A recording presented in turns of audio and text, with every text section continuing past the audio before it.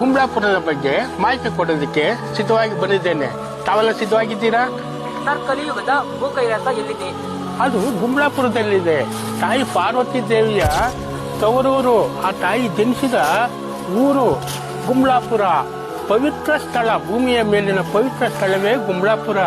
101 ಬಾವಿಗಳು, ಕೆರೆ, ಕುಂಟೆ, ಕಾಲುವೆಗಳು, ಗುಡಿ ಗೋಪುರಗಳು, ಏನು ಒಂದೋ ಎರಡೋ, ಭೂಮಿಯ ಸ್ವರ್ಗ, ಪವಿತ್ರವಾದಂತ ಸ್ಥಳ ಅಂದ್ರೆ ಗುಂಬ್ಳಾಪುರ.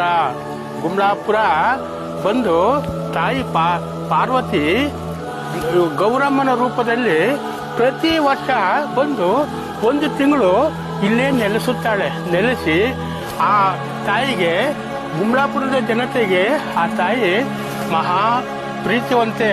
ಆ ತಾಯಿ ಒಂದು ತಿಂಗಳವರೆಗೂ ಆರೈಕೆಯನ್ನ ಮಾಡಿಕೊಂಡು ವಾಪಸ್ಸು ಕೈಲಾಸಕ್ಕೆ ಪುನಃ ವಾಪಸ್ಸು ಹೋಗ್ತಾಳೆ.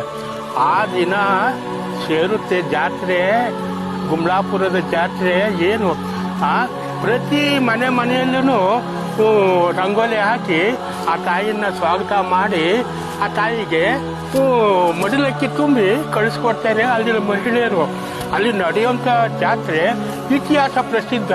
ಕರ್ನಾಟಕ, ಆಂಧ್ರ, ತಮಿಳುನಾಡಿನಿಂದ ಸಾವಿರಾರು ಭಕ್ತರು ಬಂದು ಆ ಜಾತ್ರೆಯಲ್ಲಿ ಭಾಗವಹಿಸಿ ಆ 1 ತಿಂಗಳ ಕೊನೆಯಲ್ಲಿ ನಡೆಯುವಂತ ಆ ಜಾತ್ರೆಯನ್ನ ತುಂಬಾ ವೈಭವಿತವಾಗಿ ಸಂಭ್ರಮ ಸಡಗರದಿಂದ ಆಚರಿಸಿ ಆ ತಾಯಿ ಗೌರಮ್ಮನನ್ನ ಕಳಿಸಿಕೊಡ್ತಾರೆ. ಆ ತಾಯಿ ವಾಪಸ್ಸು ಕೈಲಾಸಕ್ಕೆ ಹೋಗೋ ದಿನವಾಗಿರುತ್ತೆ ಆ ದಿನ. ಹಿಂದೊಮ್ಮೆ ಆ ತಾಯಿ ಹೋಗದೆ ಗುಂಬ್ಳಾಪುರದಲ್ಲಿ ಇದ್ಬಿಟ್ಲಂತೆ. ಆಗ ಶಿವ ವೀರಭದ್ರ ರೂಪದಲ್ಲಿ ಬಂದ್ಬಿಟ್ಟು, ನೀನು ಬರದೇ ಇದ್ರೆ ಕೈಲಾಸಕ್ಕೆ ನಿನ್ನನ್ನ ಗುಂಬ್ಳಾಪುರ ಸಮೇತ ಹೊತ್ಕೊಂಡು ಹೋಗ್ಬಿಡ್ತೀನಿ ಅಂತ ಬೆದರಿಸಿದ್ರಂತೆ. ಇಂಥ ಪುರಾಣ ಪ್ರಸಿದ್ಧ, ಇತಿಹಾಸ ಪ್ರಸಿದ್ಧ ಗುಂಬ್ಳಾಪುರ ಭೂಮಿಯ ಸ್ವರ್ಗ.